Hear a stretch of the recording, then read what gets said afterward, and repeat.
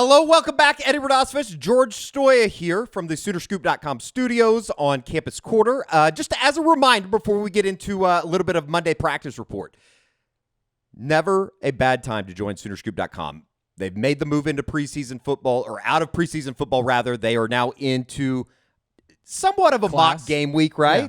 Well, let's be honest. They don't need to be going to class. They need to be focusing on the weather. They need to be focusing on what's happening. Great annual promotion right now, 25% off.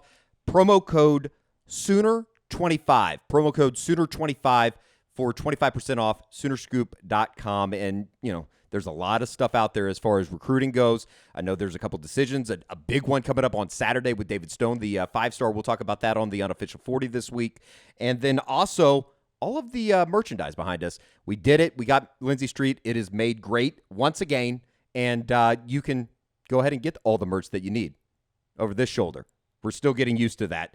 Sooner Scoop store, 20% off. We did it. We did it. One word for 20% off in the Soonerscoop.com store. Welcome in, George. You may speak now. Yeah, super excited. Class is starting.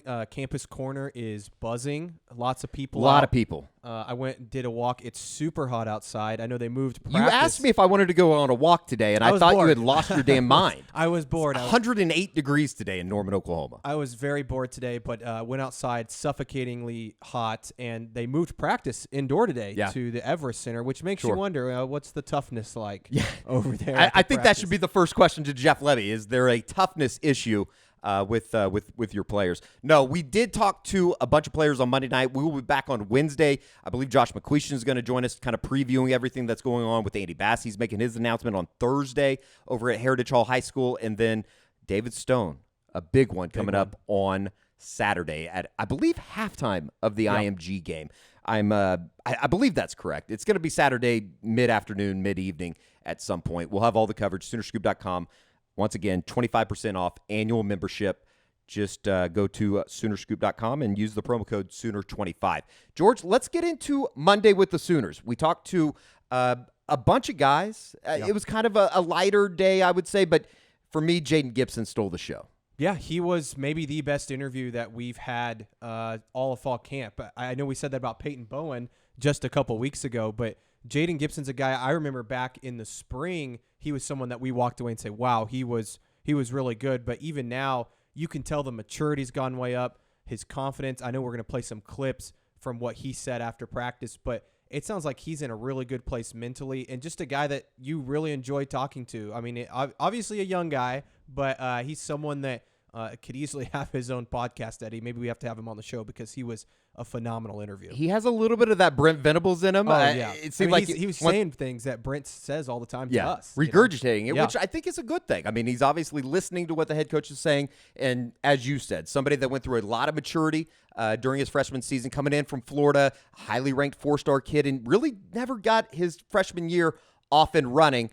Here he is talking about maturity as well as everything else that comes into buying into the program.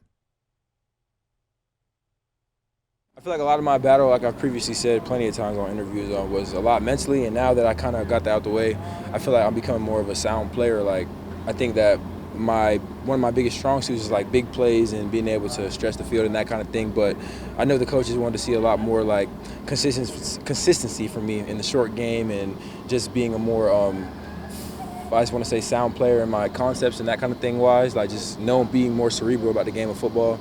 And I feel like that's like a big thing for me that I've been accomplishing this fall camp.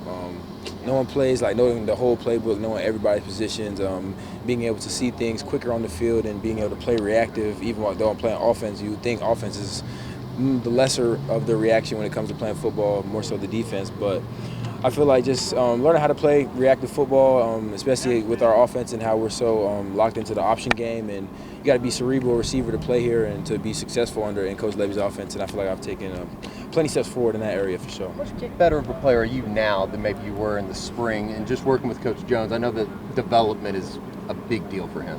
You know what I'm saying? I think I'm a way better player. I think that I'm a way better player because he teaches me like to recognize my weaknesses and to attack them and to not try to shy away from them and to not try to mask them, but to truly just make them your strong points, if that makes sense. Like, obviously I'm a big guy, so I got to get low. Like, that's a big thing, and we're doing that every day. Obviously, I'm a lankier guy, so he was the second he got here influencing me. Hey, get stronger, get faster, get bigger. You know what I'm saying? So I put on weight this summer. I was with Schmitt. You know what I'm saying? I got on, started taking some creatine. You know what I'm saying? Trying to put the muscle on for real, and all that stuff was just really influenced by him because when he came, he just came with a passion and the energy that makes you want to do like what he's saying, if that makes sense. Yeah. Like, he comes with an energy that makes you say, okay, this dude really wants to see me be great. Like, he really has done it before, has put people in position, has coached at the highest level, has coached with Patrick Mahomes. Like, if y'all watch, he's on the Netflix show. Like, I was watching the Netflix show that had just came out, quarterback, and he's on it, like talking to Patrick Mahomes and whatnot. So it's just a lot of stuff that comes with him that makes you want to trust him and makes you want to like really buy into what he's talking about and buy into his method and whatnot. We're talking about a guy in Jayden Gibson that played in 10 games a year ago, had 1 reception, 12 yards, George. I mean, you could see how he had to kind of, I think, be humbled a little bit coming in as the highly ranked guy. And it was kind of interesting, too, that he comes into a program that he really hadn't been recruited by that much. He had been, I guess, kind of wooed there at the very end, obviously, when Jeff Levy was hired. Yeah, and I think there were some people after the season that when Nick Evers left, who I believe is very good friends with Jayden Gibson, that some people thought maybe Jayden Gibson was going to leave, especially after considering what he went through his freshman year.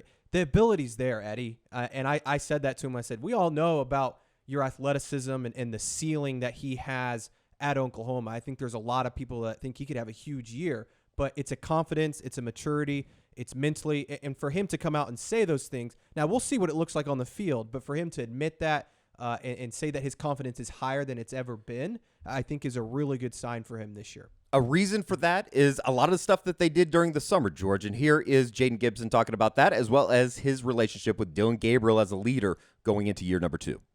So the summertime really, like, I could compare it to last summer. Last summer we was like a new team, a new program and all that kind of stuff. So I feel like this summer, being that we were all more comfortable in the offense and we all had a year to kind of like going through it and whatnot, it was easier for us to help the new guys like come along with us and help them like understand at the level that we do, you know what I'm saying? And over the summer, I feel like we spent a lot more time with the quarterbacks one-on-one than we did last year, because a lot of the time last year we were all together. Like, we were all trying to learn the playbook together. Like, even like we'll have receivers, tight ends, running backs, quarterbacks all in one room during the summer. We're all going over installs week by week. This year, it was more like, okay, quarterbacks go to their room, receivers go to their room, tight ends go to their room, and now there's leaders in each room that have been here, you know what I'm saying, that can lead the younger players and teach them what they need to do, and then we'll all come together out here on the field, which was another thing that I felt like was a really big standpoint this offseason. We really were out here on the field a lot, just me, DG, Jalil, you know what I'm saying, all the guys, we were all out here.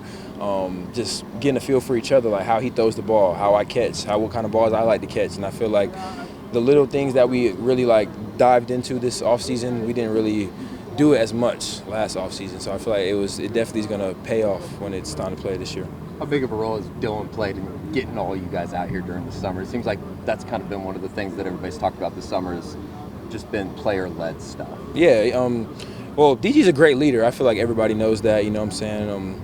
Great guy, great person all the time, the same guy, you know what I'm saying, day in and day out, good day or bad day. So when you have a person like that as your leader that can, even on your worst days, can find a way to make you smile, make himself smile, and like bring everybody together, it just makes people want to be around him. So you know what I'm saying? So last year, I feel like I can speak for myself in this aspect. I didn't really know DG as well as I feel like I know him right now. So maybe last year I wasn't as comfortable coming around him and being like, hey, cuz, like, what's going on with this play? Like, what is your reads on this play? You know what I'm saying? And through coming out here over the summer and through him being that like big brother guy to us, I feel like he just brought everybody together in the room and the offense together. Just brought everybody to like one mindset, one thinking on one accord, you know, being able to go out and just execute things. We're all looking at the same field. Like when we're playing football, if we're looking at the defense and we're all seeing different things, then we're not going to be as synchronized as the offense. But with DG leading us and the things that he instilled in us this summer while we were out here player-led working, having us all like seeing the game from the same eyes, if that makes sense, you know. So that was Jayden Gibson obviously talking about the player-led stuff. I know that we've talked about that on the defensive side of the ball. We really hadn't talked about it that much on the offensive side of the ball, but it seems like they're marrying those together. Yeah, no, I mean, player-led has been an emphasis for this entire team all offseason. I mean, we heard it a lot at Big 12 Media Days from Danny Stutzman and Dillon Gabriel. Now we're hearing it in fall camp, some of that stuff that maybe wasn't going on last summer. You know, I think that they bonded last summer, but there was a lot to learn. Now You've got guys that have been in the system that understand what they're supposed to do, like a Jayden Gibson and a Dylan Gabriel. I mean, obviously, Dylan Gabriel had the dime time retreat this summer. I'm sure they worked some at that. Sounds like they got on the practice field quite a bit this summer. So I think all those things are going to help them improve this year. Again, we'll see what it looks like on the field here in, 11 days or whatever it is. But I think that, again, he's saying the right things. Sounds like he's poised for a big year. He said that one quote, too, I know we were going to bring up is he wants to be a college football star, and it feels like he has the potential to do that. So we'll see what that looks like in that receiver room. You and I have talked a lot about it, Eddie. Lots of different guys. Absolutely. Lots of opportunities there to be made. So we'll see who ends up being the guys that step up. You said it. I think there's times during a post-practice interview, it's like, oh, God, the fans are going to love this. Yeah. Here was Jayden Gibson on his future. Trust me when I say I'm speaking from experience. That's the only reason that I'm so passionate about it, is because, like, one of the things I've always wanted to say when I get in front of the cameras, I never really had the opportunity to say, is just keep your head up to the people out there who's going through a lot, you know what I'm saying, who feel like they had they identity taken from them, because this college football game is not forgiving. The best going to play, and the hardest workers are going to see the best results. And if you are a freshman and you just got here and it's a dude who's been working hard for 4 years, like, it's just no way. Like, there's too many resources that we have here at Oklahoma. There's too many people that are supporting us. Like, it's just, there's too much of a gap, you know what I'm saying? And I didn't have a really good perspective on that gap before I got here, and I feel like I paid the price for that. But that's passed, and now I'm here, and I done went through all that mentally, and I done fought that, and I done got through that with the help from Coach V and Coach Lebby and all my supporters and my mom, my dad, and my friends and whatnot, you know what I'm saying? So I just feel like from here on out, it's just about being the best asset to the team. I know that I'll have an opportunity to go out there and be an asset, be a real asset to the team, you know what I'm saying? And that's all I ever wanted. That's all I've ever dreamed of, was just coming out. Like, I tell people all the time, like, I didn't dream of being a college football player. I dreamed of being a college football star, you know what I'm saying? So obviously that has a bit of a non-humble tone to it, but it really is humble, because there's no satisfaction in being here. Like, there's no satisfaction in me being at OU. It's satisfaction in me doing what I'm supposed to do here, like, for the fans, for my family, for everyone who's put so much belief in, put so much effort into me growing up. Like, there's no satisfaction in being here. Like, I will never wake up and just be like, man, I'm so satisfied that I'm at OU, because guess what? It's so many people that's going to be at OU next year that ain't here right now. We just got what? Coach V says it every day. We got 63 players, some number like that have not been on the home sideline yet, that have not played a game. So I feel like it's just satisfaction is one step away from taking it for granted. Jayden Gibson kind of giving an insight into his mentality, and you can see the maturity there. I think that is somebody that, you know, and it's interesting too, because he credited Theo Weiss of kind of taking him under his wing, being a guy that, took him to the side. And Theo Weiss is a former 5-star guy now at Missouri, but at the same time, he saw his role lessen as the year went on and probably wasn't getting the snaps. I think that was one of the reasons for his transfer, George. And at the same time, you do see a mentality that maybe the light came on for him. It seems like Emmett Jones has been a big positive as far as his development, and we'll see how all that kind of comes together. But like you said, I think he was a guy that everybody thought, oh, is he going to enter the transfer portal? And rightfully so. I mean, the guy, he was a late add to Oklahoma's recruiting class when Jeff Lebby was hired, and was recruited with Nick Evers. And then all of a sudden, his wide receiver coach is gone in Kel Gundy. And then he went through his ups and downs of a season in which probably wasn't what he thought it was going to be when he started his freshman year at Oklahoma. Yeah, and now he sounds like a guy that gets it. And you and I have talked about that with Peyton Bowen and some of these younger guys. They're guys that get it. And so for him to come, stay in the program and understand those things and take those lessons and learn from Brent Venables. I mean, he sounds just like he's speaking for Brent Venables, and also embrace a new coach like Emmett Jones, who, is a very vocal person, is very developmental, and take those lessons and learn from him, I think is great. And it sounds like his confidence is just really high right now. And that's what, when you see some of the things that went wrong for him last year, whether it was drop balls, I mean, you think back to the spring game, the final play, he drops that one in the back of the end zone. Sometimes that's just confidence, right? That's just believing. Cost some alumni some money as well. Yeah, exactly. Betting on the spring game. But that's one of those things that just knowing that you're going to catch it when it comes your way, I think can be a confidence thing. Because he's a guy that can get open. He's a guy that can go up and get some balls. It's obviously the body style, right? Yeah. I mean, it's him and Nick Anderson. It's something that Oklahoma hasn't had in a while. Yeah, and I think one of those guys is going to end up, we're going to look up at the end of the year, and one of those two guys is going to be some sort of a real contributor for this team, because I think that's the type of player they need. Somebody that we have talked about quite a bit during the preseason as we move into this mock game week with the real thing coming up a week from Saturday is Savion Byrd. And it sounds like he has kind of taken a hold of that left guard position, George.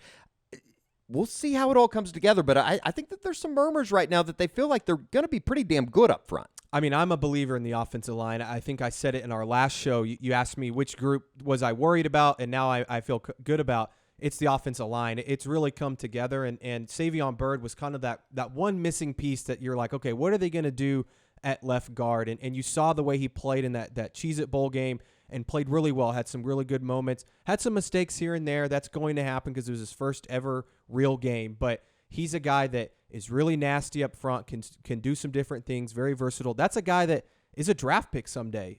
He has that ceiling of somebody that can be a day one, day two type draft pick, I think. And so for him to kind of finally get it, and it sounds like talking to a few of his teammates he is a great sign for Oklahoma. We're expecting to talk to Savion Byrd on Tuesday night after practice. Here was McKade Mattauer talking about his O-lineman mate on Monday. Yeah, I think Savion's getting a lot more mature. I told him that obviously he had a really good game for Florida State. I think what he needs to understand is that he's super talented, but it takes a whole different animal to be able to play that for 13, 14 games. You know, I want to make sure that he is ready for the commitment for a 14-week season. Because, I mean, yeah, you can go out there and bust your ass for a bowl game, you know. And I know he's going to do it, but I want to make sure that he understands how hard a 14-game season is. And it's not just a one-game wonder type thing, you know. And I know, obviously, that, you know, you won't know it really until the season starts, but do you feel like that message has resonated with him? Yes, I do. I do believe that has resonated with him. Me and him talk a lot, or him and I talk a lot about that, you know, on the side, and I make sure that he understands the importance of, you know, his hydration, his nutrition, to make sure, you know, he's gained a lot of weight now. I need to make sure that he keeps it on, because you can't play a guard in the Big 12 at 290. He's back up to 300 pounds, and I need to make sure that he keeps it on. And I think as an O-line group, we're doing a good job of making sure that he does that. I know there's a lot of fans out there that have kind of their idea of what McKade Mattauer is to this team, but at the end of the day, he started 41 games in a row. He started 42 in his career. He was the only player on the offensive line that started all 13 a year ago. This guy's turning into a little bit of a leader, and for him to say that about Savion Byrd, who is over 300 pounds, I believe he's at 305 right now, that's obviously, and I do mean obviously, good news for Oklahoma. Yeah, I mean, it's great that he was able to get the weight up. I think he was down to 282 back in the spring, and people were kind of hitting the panic button. Yeah. And even Bill Beatenbow came out and said, hey, he's got to put on the weight if he wants to play this season. So for him to get up to 305 in this hot weather out there practicing is great. And you mentioned Mattauer. Is he going to be a long-term NFL guy? Probably not. He may not even play a snap in the NFL. But there's something to be said about consistency, and he's a guy that you know what you're going to get snap to snap. I also think him moving back to right guard is maybe going to help him. I think he's a little bit more comfortable on that right side. I know he played a lot of left guard last year until the bowl game. Had one of his better games in the bowl game. So I think that he's somebody that could have a better season. And again, I know fans want to have a scapegoat, and he's probably going to be the scapegoat on the offensive side of the ball. But I do think that he's somebody that can improve this year and is a guy that has clearly become a leader for this team. Listen, I think that there is a good feeling about guard center guard right now between Savion Byrd, Andrew Rame, who it sounds like is having a really good camp, as well as McKade Mattauer. There's a lot of snaps there for sure. I think this can be the best offensive line they've had in several years. I think that they've had some, inconsistencies. They've had talent there. Obviously, they've had guys drafted, higher rounds. But I think that as a unit, if they can stay healthy, this starting line can be pretty good. You just worry a little bit about the depth. If someone goes down, who's going to be that guy that can come in and can compete from day one? Yeah, and that's going to be something that I think that you have to go through the first portion of the season. Bill Beatenbaugh's going to find the guys that he wants in there, whether it be a Jake Taylor or a Caleb Schaefer, Troy Everett, the Appalachian State transfer. I think that there's a number of guys inside that could help. Tackle starts getting a little bit interesting. We've kind of talked about that in previous shows. Make sure you're subscribed to Sooner Scoop YouTube page. Subscribe, like, share, tell a friend, tell a lover, tell the person that you're cheating on your wife with. I think that would be good. That's a little what is it? Pillow talk? Is that what we call it? Next topic. Well, we're going to move on to something that probably isn't the sexiest thing to talk about, and that is the kicker position. We talked to Zach Schmitt on Monday night, and, I think that the reviews are kind of still out there, right, Yeah. for Zach Schmitt. He goes 12 for 18 a year ago, didn't necessarily end the season in a good manner, missed a couple kicks at West Virginia, missed the kick down in overtime down in Lubbock, and missed a kick in the Cheez-It Bowl. It seems like, kicker is such a weird thing, George. It's such a mentality. Like, I think I want to say obvious. It's pretty apparent why there's so many good kickers that are good golfers as well, because it's all mental. It's all mental, and it's a confidence thing. And I think his confidence was shot at the end of last year. I know he talked a little bit about that yesterday. And he was, to be fair to him, he was put in some tough situations. You think of the West Virginia game. That was a tough, situation in terms of the weather, how the distance, the type of game it was. And that's what you have to do as a kicker. You have to go out there despite the elements and despite whatever the situation is, overtime in Texas Tech. You have to make those kicks. And there's still some discrepancy on if he made that kick in Lubbock. But are you one of those truthers? Who knows? Buddy, I was standing underneath the goal. He did not make it. Okay, well, then he didn't make it. But it's still, I think it was all a learning process for him, being the guy for the first time at a place like Oklahoma. And so I think that he's still learning, and it's going to be interesting because they have some other guys there that I think can all. I mean, if Schmitt doesn't come out and perform well, and I think he knows this, he could be replaced. And maybe that's something that is almost a good thing. Yeah. Having somebody behind you. I mean, competitive depth all the way down to the kicker. Here is Zach Schmitt on Monday talking about the highs and lows of a season. So as a kicker, you can go through highs and you can go through lows. So for me, last year I went through the highs of the highs and the lows of the lows. So for me, I've been able to experience all of it. So now going into this year, I know what it feels like. I know how to adjust to it, how to just kind of approach that adversity, whether it's highs and being able to stay constant, or lows and being able to respond well and move on with the game and move on to the next kick. Obviously, the Iowa State game was awesome. Scoring the touchdown, kicking the 2 field goals, like that was the 2 highs. And on there you're on cloud 9. You're having the best time of your life, and then some of the next games come along and you don't do as well. And so that's when you're at the lowest point and it feels like you're rock bottom. So at that point, on either one of those 2 spectrums, you've got to be able to get right back into the middle and say, you know what, the last kick doesn't mean anything. It's the next one that's up, regardless of make or miss. Specifically the lows then, what were the lows last year? So West Virginia was really tough on me, and then Texas Tech was also fairly tough. And so those are the 2 lows, and those are the ones that you just need to learn from. It was a learning curve for me. Now I know what it feels like, and so I'm able to adjust to it and just say, you know what, move on to the next kick. I've got to do it. Because the team's counting on me to make that next one, so I've got to be able to make sure that my mind's mentally correct and I'm physically right to kick the next one.